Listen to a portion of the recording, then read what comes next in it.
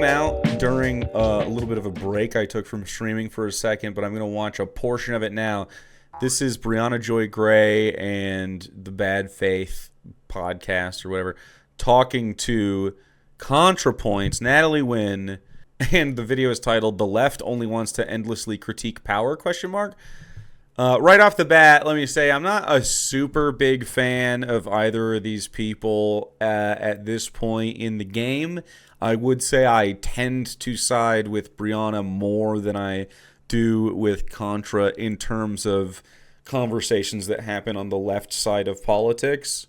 That said, I don't necessarily agree with either of them wholeheartedly. So we're going to watch a portion of this, but not the whole thing. If you want to, go to Bad Faith and watch the whole thing.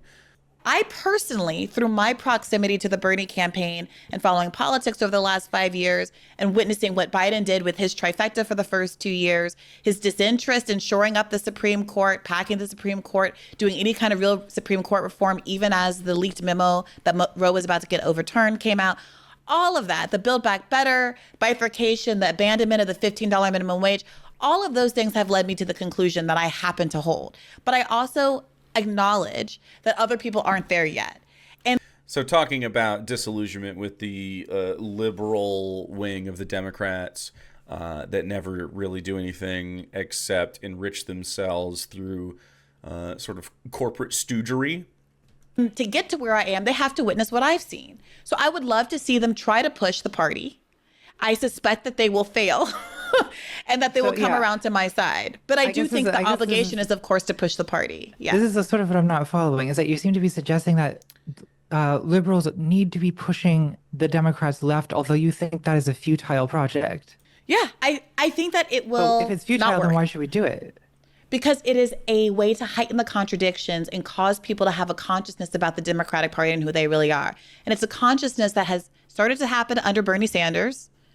And it really blossomed because of Gaza, because so many people who weren't that political or maybe even were. And I would say, in general, access to education on topics of anti-capitalism, rather than just like theory, like being able to read Karl Marx or whatever. By the way, we have a copy of the fucking Marx and Engels body of work. At the beginning of the document, that like half the book we got paperback from Barnes and Noble is a screed about a liberal screed about how communism not good, communism bad, Stalin bad, and then it finally goes into the criticisms of capitalism.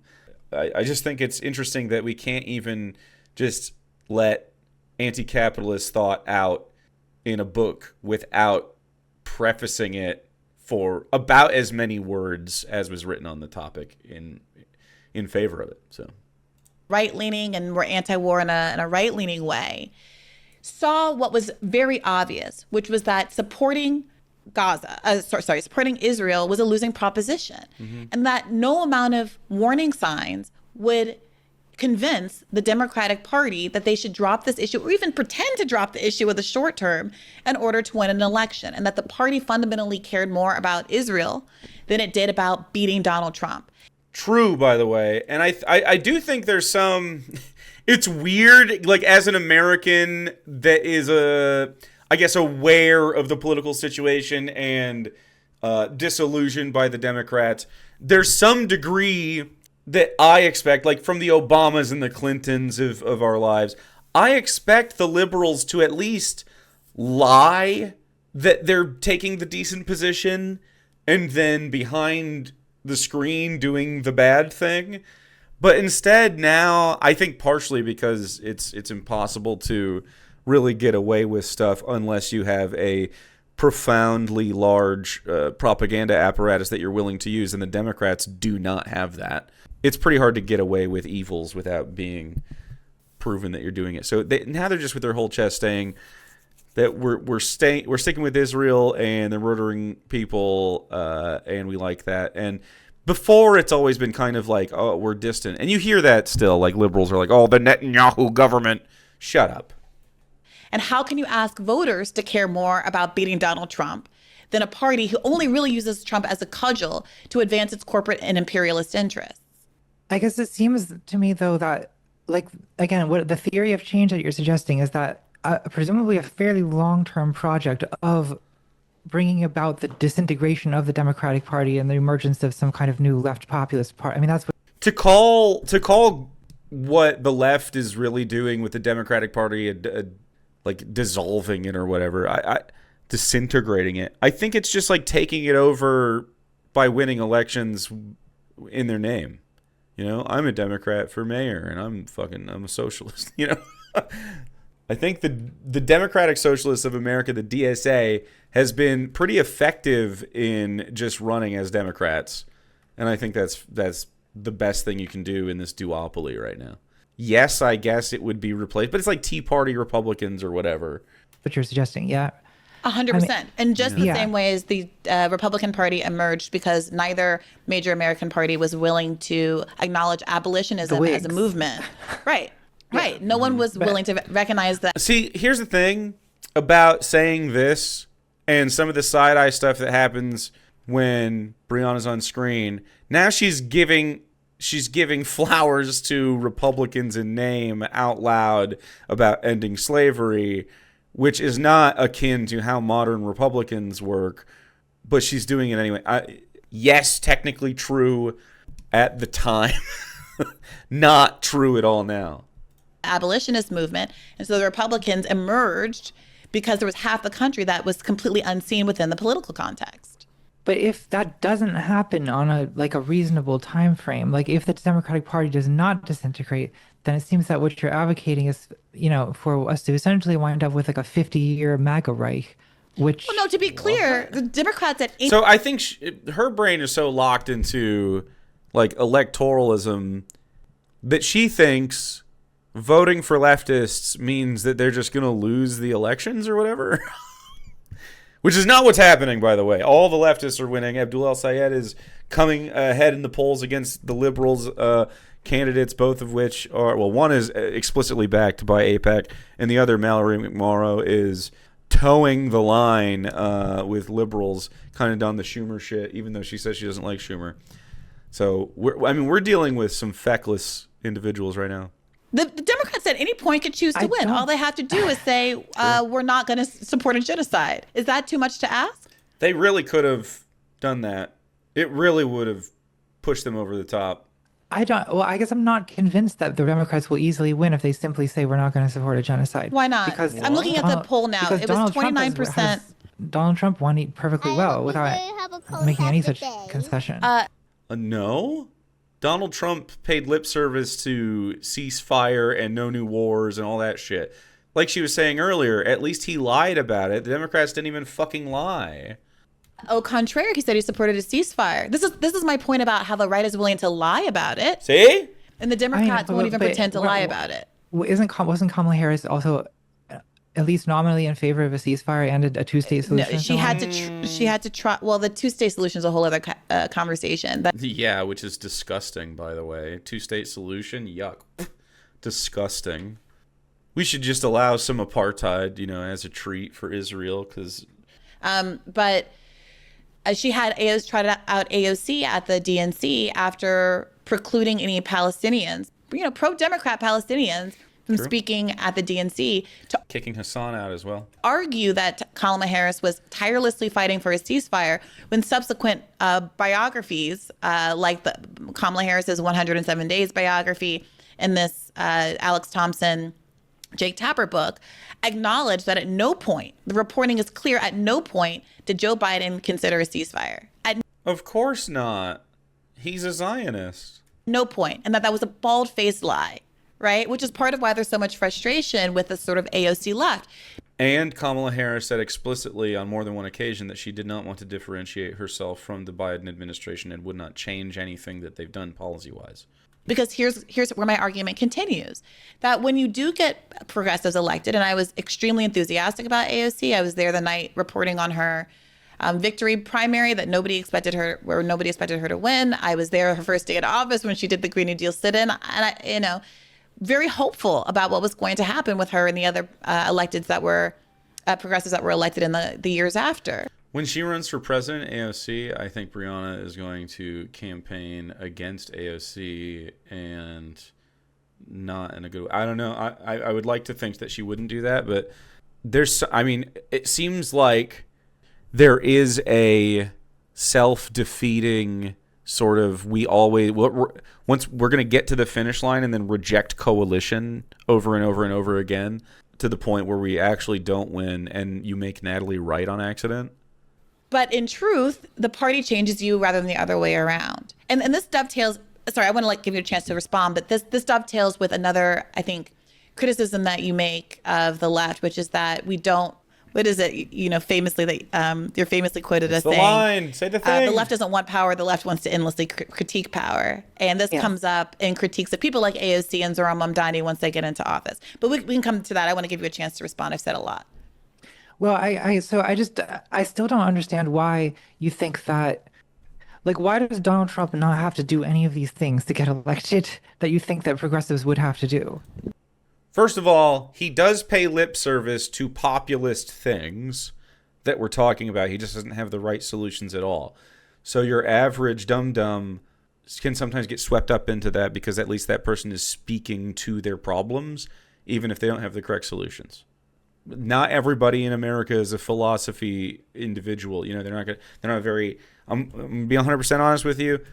Not everybody we walk around with day to day is fully locked in. Okay. I think you're aware of that. I think the people who are online right now watching this kind of dumb shit, we're locked in. Okay. We're the freaks that are locked in. So we got to take everybody else, assume the masses don't know what the fuck's going on, and we have to help them because that's the truth. Okay. So what happens is Donald Trump and progressives, and we're calling them progressives, let's call it the left, the actual left of liberals, healthcare for all, housing, education for all, etc., thinking about dissolving state borderlines, etc. These people do not vote for people like Donald Trump, and people who love Donald Trump do not vote in the opposite direction, because the people who love Donald Trump are like two camps: cultists who just love the personality thing and they're just swept up in celebrity, which happens. Humans are freaks. And fascists that really think that he's a useful tool towards their fascistic ends. That's a smaller camp, but it's obviously the most potent group because they're, pointed and want stuff and have political goals. So all of these things lead to a Republican win when the liberal Democrats don't do fucking anything. They don't speak to the problems that people have. They don't, they brought a bunch of celebrities up there and hoped that fucking Beyonce would be enough to get it over the hump or whatever. They rested on not being Donald Trump rather than being good and actually having solutions. Because either way, the genocide was going to continue. We knew, all the left knew, that Republicans were going to end up doing worse, but it's pretty hard to tell a bunch of people who have family members or feel very strongly about this because they know other people or they just are very informed. It's hard to tell them, hey, vote for the person who was in the fucking room when Joe Biden allowed Netanyahu to start the genocide. You know what I mean? Pretty fucking tough if she doesn't differentiate herself. Not to mention the lack of a fucking primary. No idea why Natalie and other liberals do not understand why this happened. They're just so blindsided. It happened to them twice, and they're blindsided both times. Do what things? Well, to, call for the end of Israel as a Jewish state or whatever. As a Jewish state. That's an ethno-state. Ethno-states are bad, yes. It should not be a Jewish state. It could be a state with Jewish people in it, for sure. Just like every other should be. By the way, I do think that should happen. That's me and my personal politics. Yeah. And I think there's a good reason for that, because the maintenance of a Jewish majority in the Arab world requires apartheid. It requires denying Palestinians the right to return. To create a demographic majority, you have to do exactly what Israel's been doing, which is genocide, ethnic cleansing, and apartheid. Yes. So that's my view. And endorsing the settler colonial enterprise that gets that fucking done. But to be clear, that is not what I think Kamala Harris had to do to win. Okay, but so yeah, me either. I guess I don't understand why she should have just been condemning it and calling it a genocide. If Kamala Harris would have condemned it, said, if you vote for me, I will not send another dollar to Israel to fund this genocide, she would have won. But she couldn't do it because she would have, Joe Biden would have been upset or whatever. Voters seem to have no trouble electing Donald Trump, this man who has an extremely pro-Israel position, more pro-Israel than the Democratic Party does. Yeah, the other group of people. There were fewer votes cast in this election than the one prior, right? Like, why is he able to get elected without pivoting against Israel? Whereas, why is this What? a condition for the Democrats to succeed? They're not the same groups of people. Do you think that there were Kamala Harris voters that were going to vote for Kamala Harris, but because of her Gaza position voted for Donald Trump instead? Because that is not the reality that we're living in. Why do you think that? Like, why does she think this? Well, I feel like what you're saying would make more sense if Jill Stein had gotten like 30% of the vote or something. I'd be like, well, okay, that's you have a point there. But no, Jill Stein is pointless. What? Sorry. By being informed and becoming a leftist, one realizes Jill Stein is a grifter that only shows up to get her election money seasonally. She sells a few books on the side, maybe does some speaking engagement. She runs for nothing. She does nothing. She advocates for nobody. I don't understand why you think electoral politics are the barometer of where politics are. Liberal shit. Explain the millions of people who do not vote. Disillusionment, maybe? Because that's what the data shows. Disillusionment. Not feeling represented by the process. like that's not what happened, right? Voters are supporting a further right, more pro-Israel candidate. 38% of registered voters didn't vote. Amazing. So it's a little bit hard for me to reconcile with the idea that this is the reason why the Democrats can't get elected. I think for one, it's to punish Joe Biden, under whom this genocide started and under whom to date most of the deaths have occurred. Part of it, yeah. And most of the infrastructural destruction in Gaza has occurred, right? It cannot go ignored that while you could anticipate that Donald Trump was going to do more of the same, and should have anticipated that Donald Trump was going to do more of the same, that doesn't justify, in the eyes of many voters, including voters whose lives and families have been directly implicated by this genocide, voting for the guy who did it. So if I'm that's what I was saying earlier, standing there, stabbing you, I don't mean to like conjure violence, but if I'm standing there with a can of gas having burned your house down, and I'm like, Israeli settler, vote for me and the other guy is going to burn your house down twice. I mean, you can imagine that you as an individual aren't going to want to vote for me. I just burned your house down. So I can understand the psychology of that when you're the person whose house is being burned down. Uh-huh. But not if you know the person whose house is burnt down or feel for the person whose house is burnt down. That I just can't get around. Sort of don't really see. So I don't understand how like Biden's stance on Israel is being effectively punished by electing someone who's even more pro-Israel. It's not his stance being punished. It's his party and him. What happened is people did not endorse Kamala Harris. They didn't go then and vote for Donald Trump. Down ballot, there were more votes cast for non-Kamala Harris people. The left did well relative to Kamala Harris. And it's specifically because of Joe Biden and her association with him. Yes, I think Contrapoints does think anti-Zionist leftists voted for Trump over Kamala. I don't know why she thinks that. They just abstained. Or, like many of us, voted for fucking Kamala anyway in hopes that maybe it would get her over the hump, knowing it probably wouldn't. And that's what I did. Because I thought, well, material harm is going to be lower with Kamala, though not zero.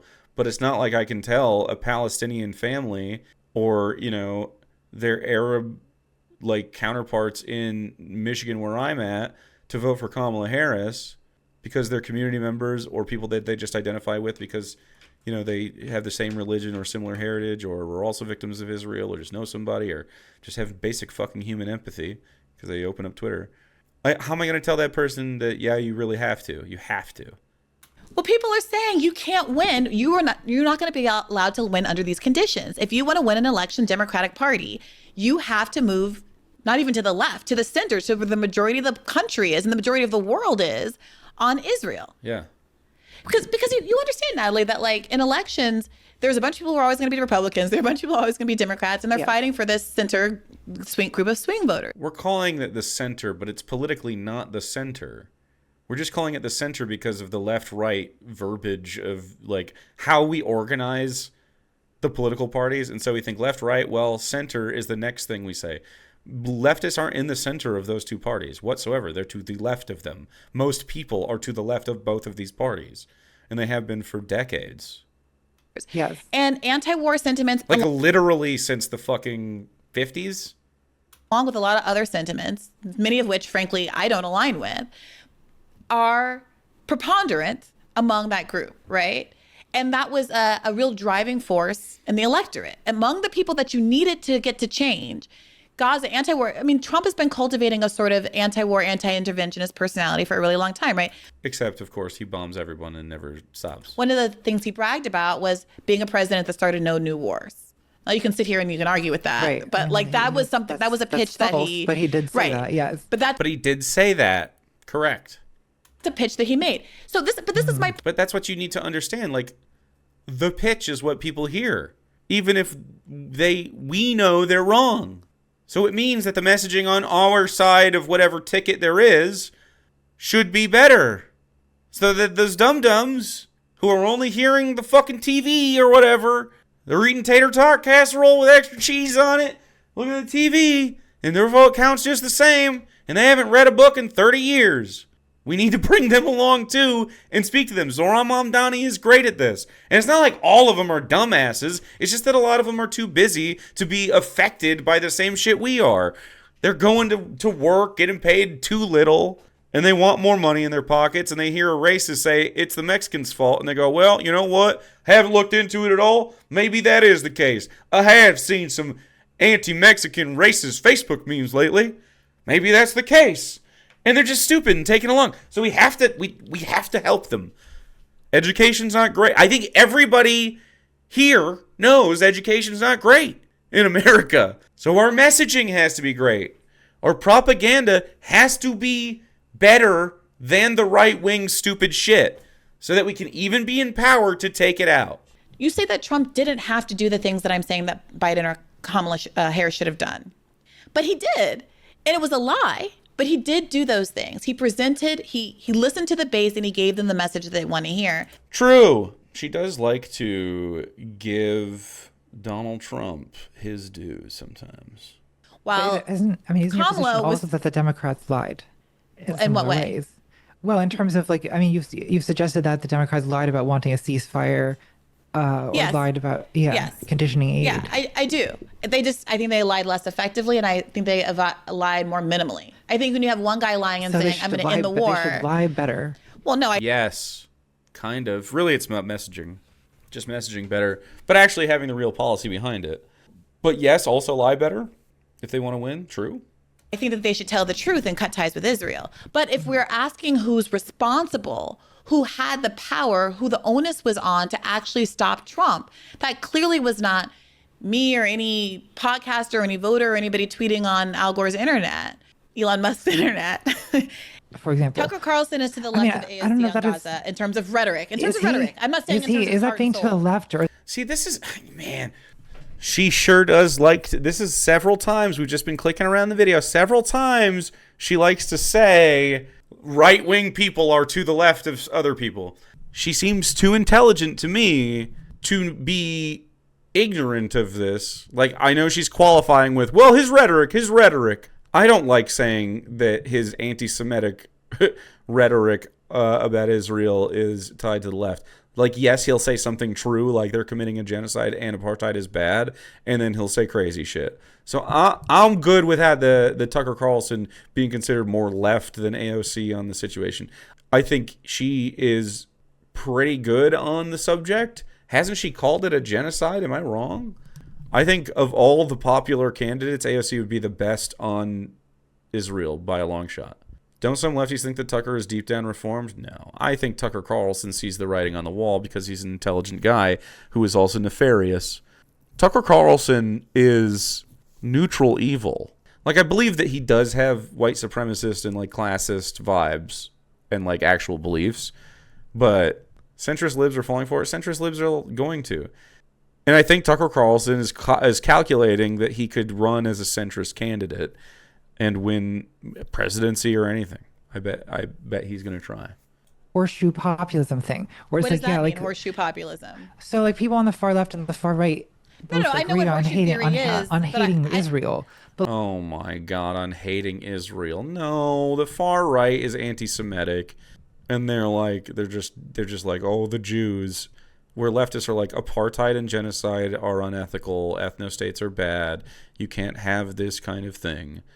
It's just a disgusting thing to think. And it sounds like Contra would be more left-leaning if she didn't find it cringe and like less enlightened or whatever.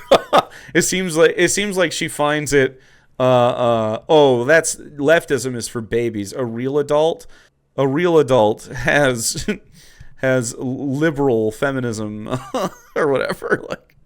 like hating Israel for what reasons? I mean, because it's doing a genocide. And apartheid, and it's an ethno-state, and it supports settler colonialists. And I mean, it's just utterly racist. It's disgusting. Yes. yes, but is that really what Tucker Carlson is concerned about? No. I agree with you challenging her on her Tucker Carlson glaze there. Absolutely not. Tucker Carlson is not concerned about that. You are, however, sort of, I think, glancing over the topic. Well, I share your skepticism about what his long game is, but I'll tell you what he says very compassionately at a level that no Democrat has yet described, on a platform bigger than any Democrat has. He has become, it pains me to say this, but it is true, the loudest, most eloquent, most passionate, and articulate critic of Israel and its genocide in the country. I would love to see if she has any financial ties to Tucker Carlson's people. I disagree. I think of right-wingers, maybe that could be true. Leftists all over the country have been talking about this much better for years and years and years and years and years. And not even all of them. I mean, I guess if we're only limiting this to the United States, I mean, just seems to be very glazing and complimentary of Tucker Carlson, which seems to me to be a nefarious motivation in the background for Briahna Joy Gray. I feel like she's a psyop. I don't know if that's true, but I do feel like that is true. She could just be unknowingly helpful to right-wingers all the time, but she sure does do that a lot. This has been her game. Oh yeah, that's what I mean. This is why I don't watch her content. I don't. Because she does the same thing that Tucker Carlson does. She'll say something true, and then she'll make you side eye. And if you're not a person that's paying attention, like all the voters we talked about earlier, you could get swept up in it and just start being like, oh yeah, because she's articulate, she's intelligent, like she's clearly good at this job or whatever. It's like, I don't think she's nearly as bad as Tucker Carlson, and I believe, I can't imagine she's a white supremacist. She doesn't usually say that kind of shit, so sure is fucking sussy though, huh? That is a problem for anyone left to center. Do you not worry that by upholding like Tucker Carlson or Candace Owens, for example, as these exemplars of like anti-Zionist, being anti-Zionist champions, by allowing people on the far right to take that, by giving them the credit of that role, don't you worry that this has a potential to kind of blur the leftist claim to anti-Zionism with a right-wing anti-Semitism? You said it right the first time. First you said...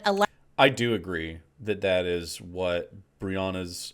If it's not her goal, it is the outcome of some of her speech. Absolutely.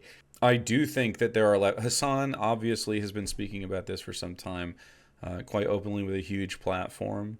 I mean, there's celebrities all over. Javier Bardem has been talking about this. There's, Ta-Nehisi Coates. I'm not giving credit for anything.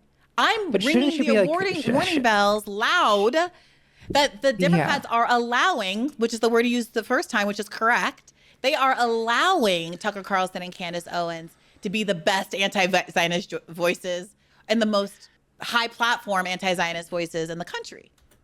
I would say that relative to liberal platforms, that's true. They're allowing it. And yes, I do think that's a problem. I mean, but shouldn't left-wing anti-Zionists be eager to distance themselves from right-wing figures whose Well, I'm not anti-Zionism close to is Tucker very Carlson. I've never likely met to him. blur into anti-Semitism, right? In a It is kind of like, possible. It's It seems like, for real, she is so terrified of being labeled as an anti-Semite by taking an anti-Zionist position. I said this on Twitter. It's like in a twist of irony that really sucks. Natalie has a career trajectory that is to some degree mirroring J.K. Rowling's. Like, you think you have this person who is starting to make art that you appreciate and saying things that you agree with, and then the more they talk, the worse it starts to get until they're taking nominally right-wing positions for, basically the sake of a virtue signal. possible. I feel that is a significant risk. Yeah, let's talk about that because I you feel like raised Contrapoints isn't confident in what she's saying. I agree. It sounds like she's scared to say the wrong thing, which is weird. that as a concern with Joshua as well.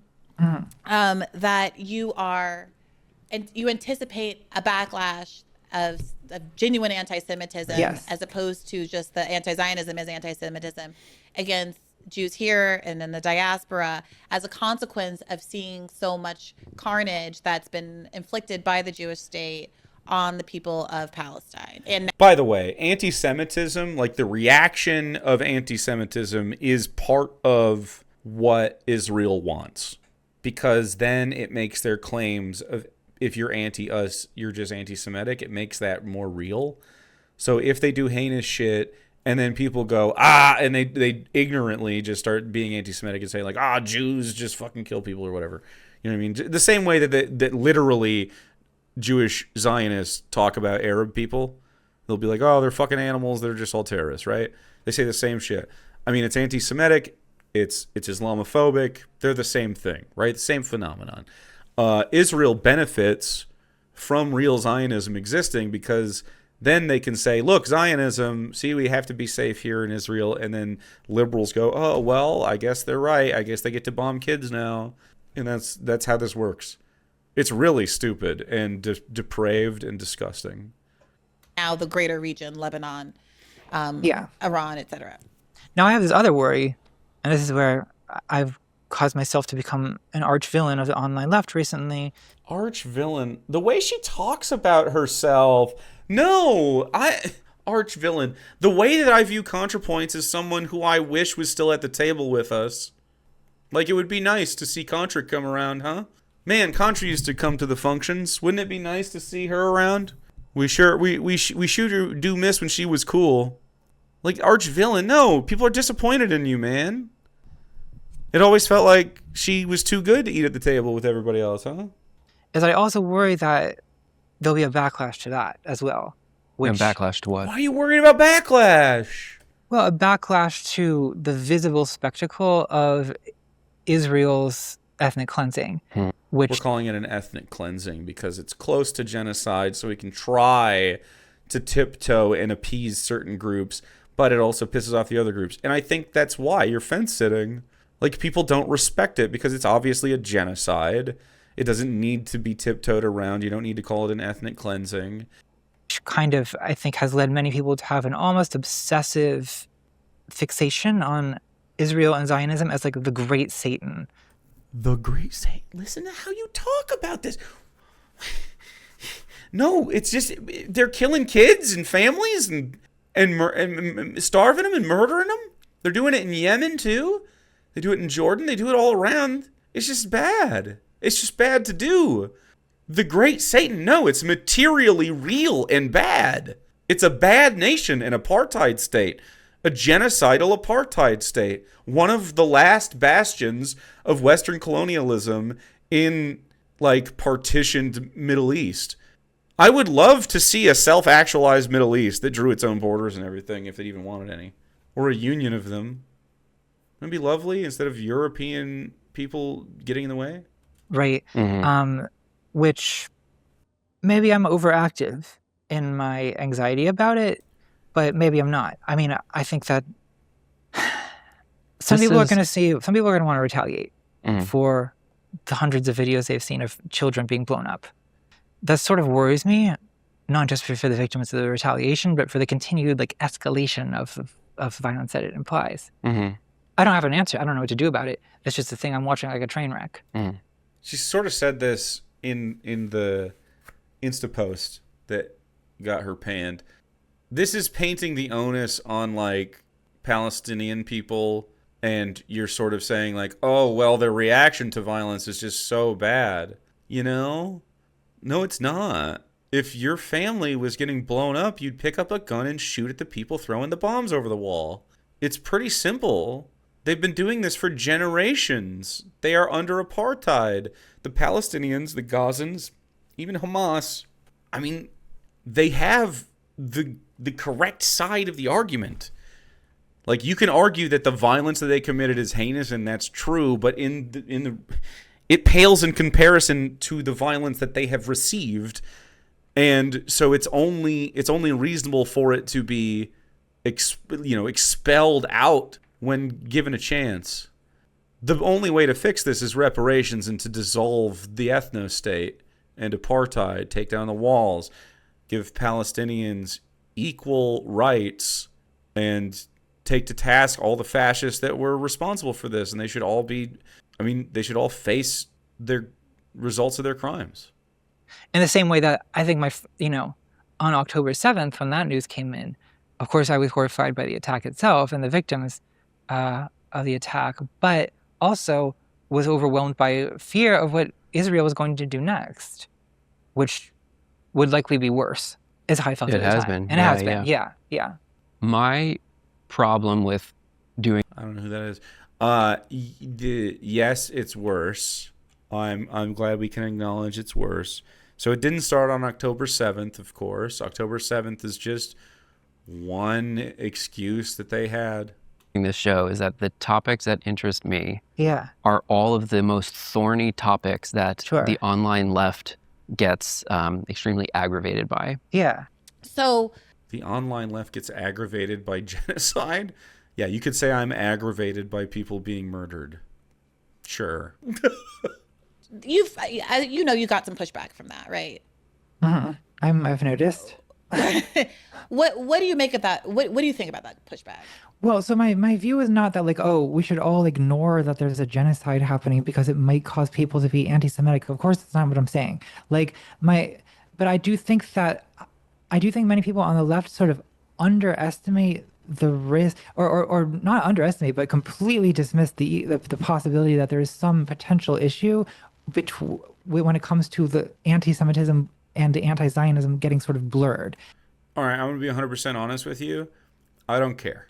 If you are mistaking my pretty obvious and concise take on an ethno-state committing apartheid and genocide and being opposed to that, and you conflate that with anti-Semitism for some reason, that's fucking your fault, not mine. And I feel that risk is sharpest when you see alliances being formed with people like Tucker Carlson, where I do not trust... Alliances with Tucker Carlson. Tucker Carlson saying out loud verbally a take that kind of agrees with the leftist take on this is good, I guess. I'll take him having a good take. He could have the other take and it would be worse. Tucker Carlson to... All it does is help fracture the right wing, frankly, and I think that's good.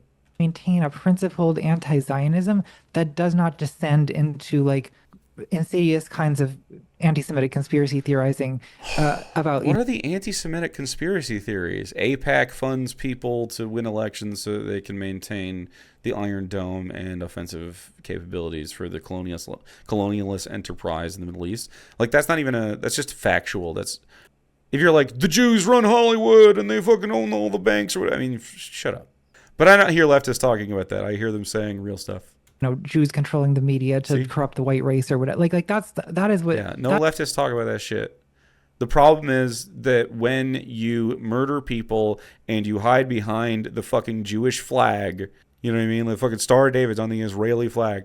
They say, oh, we're a Jewish state. You're going to get some anti-Semitism. That's their fault. And they, like I said, it's part of it. It legitimizes their position. They like it. That's the direction I can see him go. I see him going. You put a lot of stuff in there together. So in his New York Times interview, again, I'm not defending Carlson, But I think that if you are going to critique Tucker Carlson, you have to be very specific, because Tucker Carlson is very smart about what he does and does not say. And if you critique Tucker Carlson in a way that is perceived as bad faith, I think we on the left can lose credibility and Tucker Carlson only gains more. So I'm pointing this out as a factual matter because I think we have to be really honest and specific. Shut up. Stop. Oh, we have to be careful about how we attack Tucker Carlson. I disagree. Tell him he's just fucking stupid and weird. That's the goal now. We have to be willing to talk about Zionists controlling the media when they do. Zionists controlling the media. I mean, I guess to some extent, Zionists controlling the media is what makes it sound weird. There are some Zionist-funded media people, like Barry Weiss with CBS. You know what I mean? But that doesn't mean she, like the Zionists run, like there's other people that aren't Zionists in CBS. You know what I mean? This is what I mean. She very much seems to be a funnel toward Tucker Carlson for some reason.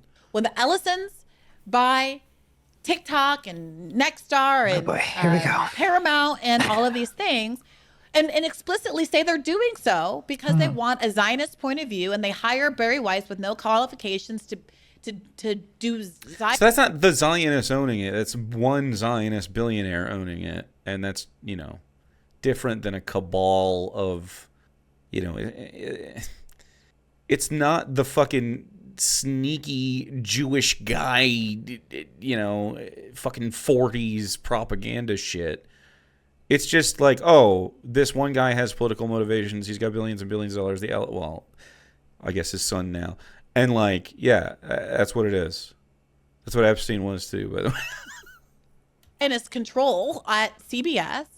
When I'm fired from my media job at The Hill explicitly because I've been fighting for, not explicitly because they never said anything explicitly, but after having fought for 6 months to do any coverage of Israel, despite the fact that the critical Israel coverage was driving our views and making the company money, we have to be able to talk about the way that Zionist media is out of step with popular opinion and, frankly, the truth.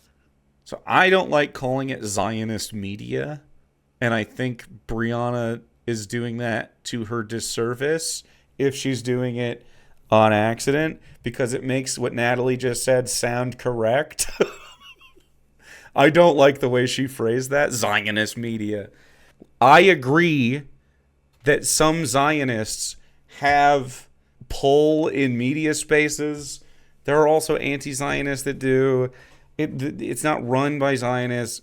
What's happening is that we have an old conservative billionaire class that has always been pushing this propaganda and things like it because they are enriched by projects like colonialist Israel, and it gives them access and sort of a pressure point that they can put on the Arabic's oil space that they have there. They can sort of use Israel as a threat implicit in their language. It's more than it's not just anti-Semitism. Yes, that happens, but really it's a broader thing. It's more about money interests and stuff. It's not just a Jewish thing. There's lots of fucking Christian Zionists and secular fucking Zionists that are about this strictly on race and money interests. So I think that it is possible. So look, it is possible that I'm wrong, right? It's possible that I'm overreacting to this risk, and it is possible that people like Tucker Carlson will in fact be disciplined anti-Zionists who are savvy about not allowing their anti-Zionism to metastasize into some kind of protocols of the elders of Zion type nonsense. If that's the case, I will look stupid. However, I'm willing to take that risk because I think that the odds of this metastasizing into some kind of protocols of the elders of Zion nonsense are fairly high. I would be clear. My disagreement is not that there's not risk about where Tucker's going to take this, but that we cannot. If we start saying, oh my God, every time someone talks about Zionist media influence, that's Elder of Zion. Zionist media influence is definitely a better way to talk about that. Otherwise, it sounds like the dog whistle. stuff, well, then the only person who's going to be taken seriously, the only person who's going to talk about the true thing of Zionist media influence is going to be Tucker Carlson. No, that's not true. Why am I watching her glaze Tucker Carlson for like an hour and a half? This is happening. And if we aren't willing to talk about that happening, then of course the only people who are going to talk about it are people who could weaponize it to bad ends. I mean, I do. So I accept the criticism that it is important not to overreact, and if as someone coming from my position, in other words, to be cautious about anti-Semitism accusations, because the excessive anti-Semitism accusations to shut down any criticism of Israel has given, I think, many people a fatigue when it comes to even discussing the concept of anti-Semitism at all. Right? Yes, because they're used to they've grown accustomed to it being used in this disingenuous way. This is how it's often used in Israeli media to describe any opposition to anything that Israel does whatsoever is characterized as anti-Semitism, right? Yeah, so I think that's a real problem, but the pendulum can in fact swing too far the other way. I feel like I've seen that already happen. What is this slippery slope shit? I'm very worried about that we might stop the genocide and get a one-state solution with equal rights rather than a two-state solution and continued apartheid. I don't know, like happening in certain areas. And I think that I'm unable to suppress my knowledge about who Tucker Carlson is as a person and like what the types of agendas that he's tended to attach to. I do not trust him to be a voice for anti-Zionism that does not devolve into some kind of neo-Nazi nonsense. True, but then why are you bringing up the left and talking about horseshoe fucking theory earlier? Like what? Yeah. The reason you got pushback for that particular clip from the Citarella interview is because it felt like, and maybe we'll clip it in because I don't want to misquote you, but it came out sort of like, because people are seeing so much carnage out of Gaza, it's going to cause an anti-Semitism flare-up, as though the way to prevent that is to simply not look at or somehow suppress the truth of what Israel is doing in Gaza. Yeah. I know that it's not, but I do think that is part of what was so frustrating, like what part of the backlash was about. Yeah, well, I think I maybe need to be clearer about what exactly I am saying there. I wrote a very poorly worded like a Reddit post a year ago, which I think a lot of people have reacted to. I mean, so here's the thing about your poorly worded stuff. You're known for your like essays and being well spoken on topics that you've thought a lot about. And it seems this topic, have you just not read any of the fucking literature about the topic at all? And you've just been sort of scared about it or what? Like, I expected you to communicate your thoughts at a better level than other people and to be clear and concise. And so when you said your words, everyone said, well, she chose her words carefully and they still sucked. Of course, I'm not suggesting that Palestinians should not record what is happening to them and disseminate it, right? Of course, I'm not suggesting that we need to suppress the reality of what Israel has done in Gaza in order to prevent anti-Semitism. No, that's not the case at all, right? But I do think that this energy needs an outlet that is constructive, right? Or that is not going to kind of devolve into sort of like a kind of like anti-Semitic inquisition, right? Where like every Jewish person is like demanded to like prove their like that they are not morally suspect or guilty. It's not just Jewish people that if the topic of Israel comes up, you should have the right take on it at this point. Like most people do, by the way. Most people are opposed to the genocide. So I don't know why it's always like, well, I'm worried it'll devolve into anti-Semitism. You are just regurgitating Israeli propaganda from your face with like uncritically. Guilty until proven innocent. What does that look right? like? Would it be fair to ask a new acquaintance, hey, I'm going to say I'm on a date, and it comes out that the guy is Jewish. How do you feel about Palestine? Are you a Zionist? Are you an anti-Zionist? Do we think that's kind of an inquisition? I'm not going to tell you what to say on a date, but I have seen people on social media, for example, like, under any reasonable, by the Jewish sounding actor posting like, oh, I hope they're not a Zionist. Are they a Zionist? Blah, blah, blah, blah. Jewish sounding? It sounds like you're worried about kids on TikTok saying, I hope no one's a Zionist. I think people are just worried that their faves could be Zionists at this point. I do feel that this creates this kind of like atmosphere of like default suspicion of Jews, which of Jews sort of is an echo of a century. I would say it's not just Jewish people, and I wouldn't say suspicion. I would say just like people are hopeful that the people that they like don't support a genocide. I don't know why. Like, why does it have to descend further? Long dynamic. I mean, it's not a Jewish thing. You're worried about Jewish people getting profiled or something? Blame Israel. I'm more concerned. I mean, again, this remains shrouded in the fucking flag. Sort of a peripheral cultural issue. I guess I'm more concerned about figures like Tucker Carlson and the way that they are going to kind of. I'm worried that the energy, the anti-Israel energy that people have, is like an exploitable energy by it is. Yeah, it is, and that's the liberals' fault. To people, right? And the way that, I don't know, like disillusioned like young men on the internet turned out to be a dangerously exploitable energy, right? Well, definitely. So that's why we have to have the correct messaging with the correct opinions from the left instead of the liberal position, which obviously was not successful, which is, well, we want to do the genocide, so let us. Natalie, but like, what are we gonna do? Like, this is why I'm so frustrated with the Democratic Party. Mm-hmm. You and I can't do anything about that, right? Yeah. You know, I'm not promoting Tucker.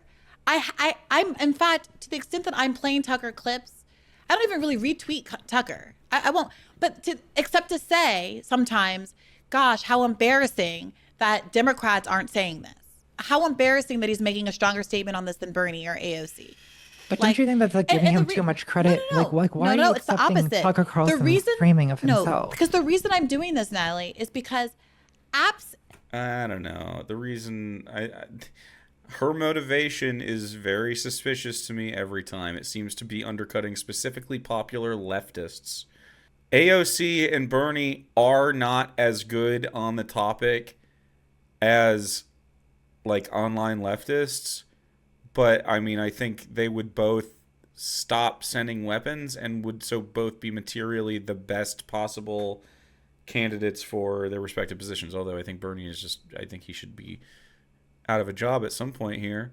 That is the truth of what's happening. Whether I say something or I say nothing, the truth is that she's going to be Tucker's press secretary when he wins presidency. Credibility is being earned on the right and lost among the Democrats. And I can say nothing. And Tucker Carlson is going to be president. like the lane Tucker Carlson is driving through is a 7-lane highway. And it will be a cakewalk because nobody else, including a lot of Republicans, right? He's now like breaking from Trump and the MAGA, are willing to occupy this lane. And so I think it would be a dereliction of our responsibility as people who don't want Tucker Carlson to have that authority and to be leading in this area, to try to get other people who do have the possibility and the platform and the microphone to have similar kinds of authority to take up the mantle. Why isn't AOC or name someone else? I don't mean to put it all on her. Who's this particularly articulate person on the left?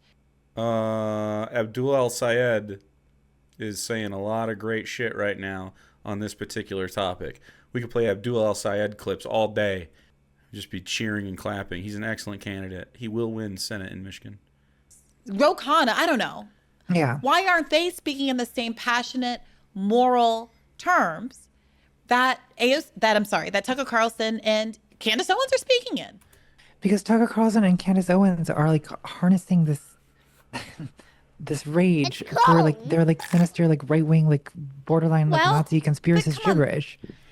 I just don't think being an anti-Zionist means that you're automatically slippery sloping into Tucker Carlson. Right. Really, that's not fair. We all share the rage against Israel. You can't have a heart and eyes and not, frankly, detest the state of Israel for committing the worst humanitarian crisis of our lifetime, live stream on TikTok. But that rage needs to be usefully put to work towards actually achievable political ends. Actually achievable political ends. Liberals love to say this shit. Obviously, Kamala Harris was the actual achievable political end. There's no other thing we could have done. We couldn't have run a primary or not fucked over Bernie Sanders prior. or we can't run any progressives, or we can't decry a fucking genocide. No. We had to just swallow the pill and vote for Kamala Harris, even though Joe Biden was the one who started allowing the genocide to happen. I don't know, dude. Like, you've been told this 30 fucking times in this podcast. I don't know how you can just, like, not listen. Like conditioning aid or denying aid to Israel, or even more aggressively, even sanctioning Israel, right? Like, it shouldn't just be sanctions. I'm not joking. I think the ethical response to this would be a full NATO battalion on the beaches of Gaza, protecting those civilians, giving them all the aid they need, and shooting any fucking IDF monster on sight if they start pointing their guns at these people. That's not a joke. I think the United States should be there, and I think they should be walking the ICC into fucking Tel Aviv and taking Netanyahu, Ben-Gvir, and the fucking rest. That's what I would fucking do. Are you kidding me? You tear down the fucking apartheid walls, you get rid of the ethno-state, and you're good to go. It's cold. Idiots. But no, I'm sorry, our fucking colonialist enterprise has to continue. These are things that could actually be achieved. Right. Unlike, we could only achieve a two-state solution and an enduring apartheid. Great. They were not supported by our Democratic candidates in 2020. Right, which is a failing. I agree, that is a failing, and I think that is something that will need to shift. And there's an ongoing debate about whether or not... But the failing was being a fucking neoliberal, war hawk, racist. Like, that's the rub, is that they have aided and abetted a genocide. Like, yes, Donald Trump was going to be worse. We knew that. That's why I still voted for Kamala's dumb ass. I also went to vote for the leftists on my ballot.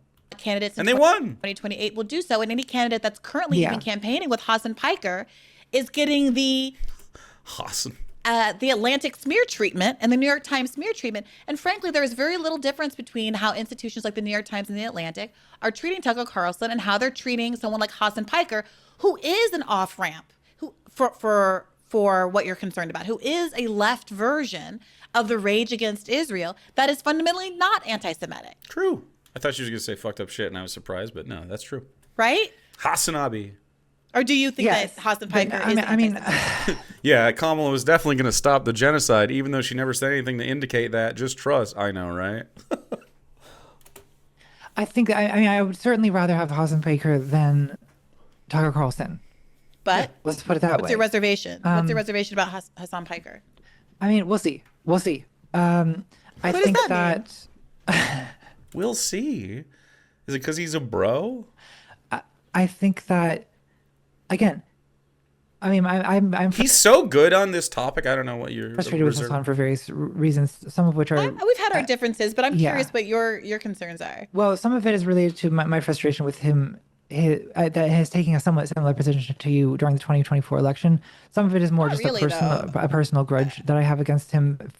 Well, see, I mean, so I appreciate you, for example, to actually talking to me, because many of my critics on the left won't talk to me. I'd be happy to. Wait, what? I know I'm small potatoes. I mean, we were moots for a while on Twitter, though, me and Natalie, for several years. Though she, I feel like she always big dogs everybody that's smaller and not in her immediate little group. But I mean, I'd be happy to. They just they accuse me of genocide from the comfort of their doggy torture chambers. Everyone who doesn't like Hassan or thinks in general leftist bad are talking about electrocuting a dog that was never tortured. It's just always the same. We're worried about maybe someone will believe Tucker Carlson is being genuine, and then you use right-wing smears and like fucking DGG ops against Hassan Piker. Crazy. Like, I feel like such a Hassan shooter lately because everyone's attacking this guy, and I don't even fucking watch him. I appreciate a lot of the stuff he says. I don't partake. He seems cool. I'd hang out. I'd shoot ball. Now, Natalie, you don't think he actually tortured his dog?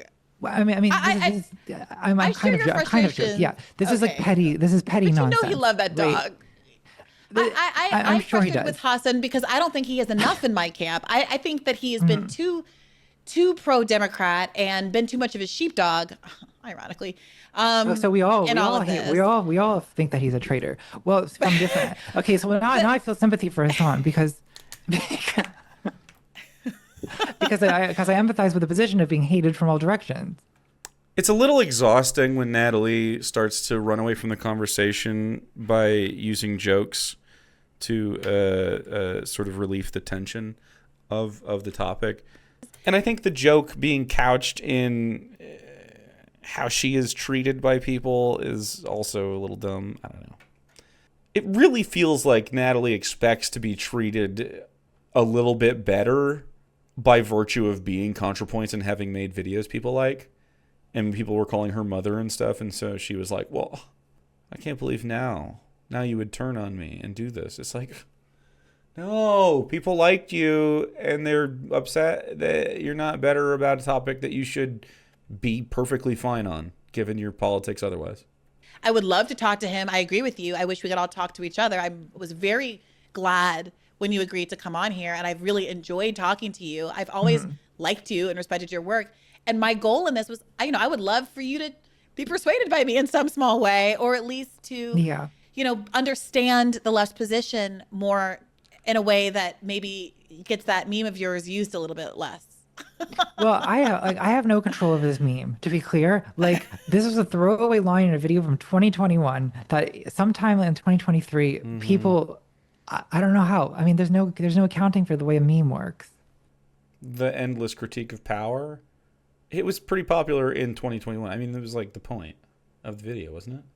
I think that there's a lot of situations where people feel that it applies, and that's why it's had the popularity that it does. But this again is not like the central. I don't think this is like central to my message. But I do continue to be frustrated with. I mean, we'll probably continue to clash over as we get to 2028. I mean, we'll see. I'm going into 2028 with a very like neutral attitude towards. I mean, I'm sure I'll support someone or another in the primary, but who are you liking? Who? I mean, obviously there's a lot of don't say Gavin Newsom discussion about possible, so we kind of know who the field is going to be. Yeah, I like AOC. I like Ossoff. I'm willing to tolerate anyone, however. And I know people on the left hate when I say that. Okay, but so now, it's true. Natalie, it's true. Natalie. I'm not, dude. Look, the Gavin Newsom stuff. I don't fucking know. Unless Gavin Newsom takes hardline Medicare for all or mostly anti-Zionist stances, dude. I did Briahna dirty here. That is a haunting fucking pause. My fault.